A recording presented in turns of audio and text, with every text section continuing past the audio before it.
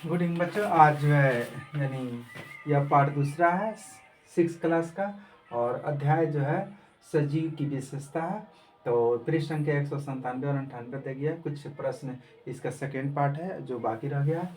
चलो देखते हैं मच्छर और मेढक के जीवन चक्र में क्या समानता है और क्या विभेदीकरण। तो समानता कि मच्छर में क्या जीने की और मेढक में दोनों को समानता और विभिन्नता के बारे में पढ़ना है। क्या समान गुण है क्या असमान गुण है उसी के बारे में पढ़ना है। चलो देखते हैं ध्यान से। समानताएं। दोनों का जीवन चक्र अंडे से शुरू होता है। दोनों के जीवन चक्र में लार्वा यानी टैडपोल अवस्था होती है। दोनों जल में अपने जीवन का प्रारंभिक समय व्यतीत करता है। ठीक, दोनों का जीवन यानी जल से ही शुरुआत होती है, टैडपोल यानी कि लार्वा से।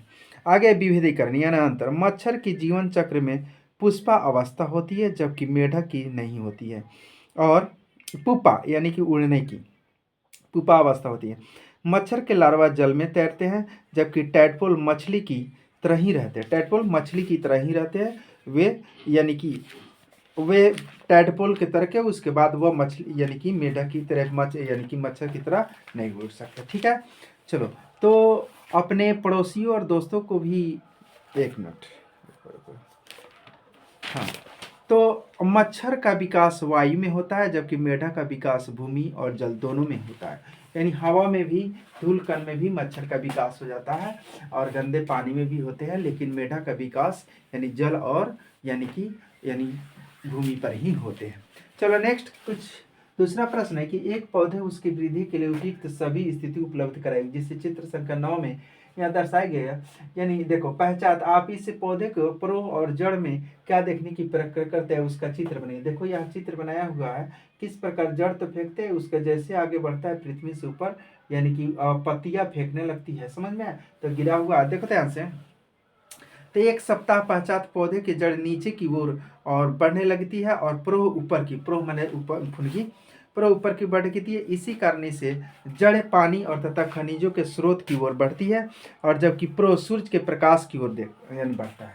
प्रो जड़ और पानी नीचे की तरह और प्रो जो ऊपर सूर्य की प्रकाश, यानी जड़ नीचे की तरह और फुनगी जो है प्रो ऊपर की तरह बढ़ती है। ठीक है, चलो नेक्स्ट है कि तारा और विजय। तारा और विजय ने एक प्रयोग सेटअप तैयार किया जिसमें चित्र संख्या 10 सदस्य दर्शाया गया है। आप इसे सोचते हैं कि वे क्या पता करना चाहते हैं कि यह कैसे चलेगी। ये सही है। अब देखो, जिसका बीज जो है साइड में यानी गिरता है यानी साइड में बचेगा, यानी ये गिरता है, कुछ बीज इस साइड से यानी फेंक करता फिर ऊपर घूमते हैं, कुछ नीचे अगर बीज की गए तो नीचे फेंकते हैं लेकिन फिर नीचे से भी ऊपर आते हैं, नीचे से तो इसको प्रक्रिया जल्दी। लेकिन जो बीज सही से अवस्था में रहता है अगर ऊपर की तरफ फेंकते हैं तो वो बहुत जल्दी बढ़ जाते हैं। बहुत क्या है, बहुत जल्दी बढ़ जाते हैं, समझ में। तो देखो देखते हैं कि तारा और विजय शायद यह पता करना चाहते हैं कि पौधे की वृद्धि किस दिशा में होती है। वे देखना चाहते हैं कि पौधे किस दिशा में बढ़ता है।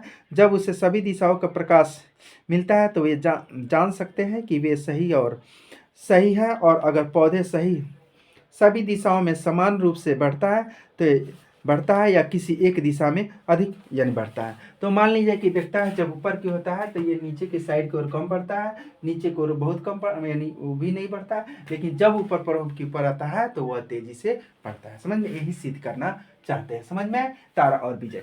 चलो नेक्स्ट अगला प्रश्न है कि बीज अंकुरन का तापमान के प्रभावी जांच करने के लिए एक प्रयोग की योजना मतलब मान ली कि बीजों की सबसे पहले जमने की प्रक्रिया है, उसे ताप चाहिए, नमी चाहिए, सूर्य का प्रकाश, उष्ण चाहिए यानी कि थोड़ा सा हल्का गर्म चाहिए, तब बीजों को। अगर ज़्यादा ठंडा में रख देगा, पानी में रख देगा तो नहीं जमेगा। ज़्यादा अगर जब उसको किसी प्रकार बीज रखता है वैसा, अगर जो खेतों में बोता है ज़्यादा नीचे ज़मीन के अंदर डाल देगा तभी नहीं जमेगा। यानी लोगों को जुताई कोड़ाई इसलिए करते हैं उसमें हवा की मात्रा, नमी की मात्रा, पानी के, सूर्य के यानी हवा उसमें जाते रहे जिससे बीजों का विकास जल्दी हो जाते हैं। बीजों का विकास ज़्यादा ठंडी में होगा न ज़्यादा यानी कि शुष्क अवस्था में भी नहीं हो सकता है, समझ में। इस प्रकार बीजों के विकास के ताप, नमी और आर्द्र की आवश्यकता होती है। चलो तो वायु के भी यानी कि ताप, वायु और आर्द्र यानी कि शुष्क यानी कि थोड़ा सा यानी जल का भी मात्रा उसमें होना चाहिए। सीमन यानी सीम की मात्रा, सिम यानी ज़्यादा सूखा में भी डाल देगा तो नहीं होगा। चलो देखते हैं इसमें क्या क्या लिखा, ध्यान से सुनो। बीज अंकुरण का तापमान प्रभाव की जांच करने की निम्नलिखित योजना का उद्देश्य क्या उद्देश्य है। बीज अंकुरण तापमान का प्रभाव अध्ययन करते सामग्री, विभिन्न प्रकार के बीज जैसे मूंग, चना, गेहूं तीन अलग अलग तापमान अनियंत्रित, उदाहरण के लिए रेफ्रिजरेटर, कमरे का तापमान और गर्म स्थान जैसे हीटर के पास। तीन अलग अलग गमले या ट्रेड, पानी, मिट्टी, कपड़ा, बीज बोने के लिए, थर्मामीटर, तापमान मापने के लिए, नोटबुक और पेन, अवकलन करने के लिए कौन बढ़ रहा है कौन नहीं बढ़ रहा है इसका अवलोकन करने के लिए, प्रक्रिया बीजों तैयार करना। तीन गमले ट्रेड लेकर उसे समान मात्रा में मिट्टी रखें और प्रकाश की लगभग 10-15 यानी कि बीज बोए तथा सभी बीजों को समान मात्रा में पानी दें। ताप का नियंत्रित रहे। पहले गमले में रेफ्रिजरेटर में रखें, तापमान 5 डिग्री से हो सकता है। दूसरे गमले में यानी कि कमरे में रखें जिसका तापमान 25 सेंटीग्रेड हो सकता है। तीसरे गमलों को यानी हीटर के पास रखें जिसका तापमान 35 डिग्री हो सकता है। अवलोकन किया, प्रतिदिन बीजों का अवलोकन किया तथा ध्यान दिया कि कितने बीज अंकुरन हो सके। तापमान को थर्मामीटर से मापा और इसे नोट किया। बीजों को अंकुरन की दर और समय में रिकॉर्ड किया गया। डेटा संग्रह, प्रत्येक गमले में अंकुरन बीजों की संख्या और रोका को रोजाना नोट किया। अंकुरन के समय बीजों की लंबाई को भी मापा और मापनी और विश्लेषण किए। 7-10 दिनों के बाद प्रत्येक तापमान में अंकुरित बीजों की संख्या और उनकी वृद्धि की विशेषता किया। जांच करते कौन सा तापमान पर अधिक, सबसे अधिक और तथा सबसे कम बीज अंकुरित हुआ। यह भी ध्यान दिया गया कि तापमान और बीजों का अंकुरन सबसे तेजी से हुआ है। और निष्कर्ष या अंत में हमने निष्कर्ष निकालते हैं कि कौन सा तापमान बीज अंकुरन के लिए सबसे उपयुक्त था और तथा किस परिस्थितियों में बीजों का अंकुरन धीमा एवं तेजी से होता है।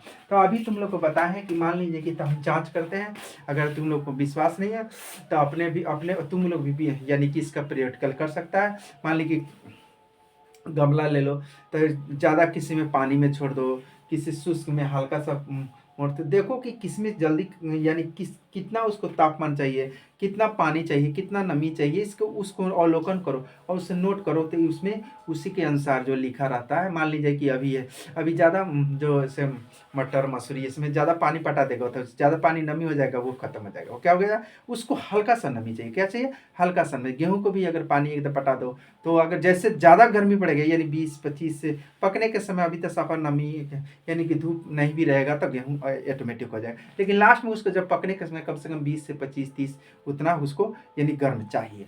तो इस प्रकार अवलोकन करने के बाद भी हम नोट करते हैं कि किस समय किस मौसम में किस तापमान पर कौन बीज उगते हैं। ठीक है, तो तुम लोग भी अपना प्रैक्टिकल कर सकते हो। थैंक यू बच्चा।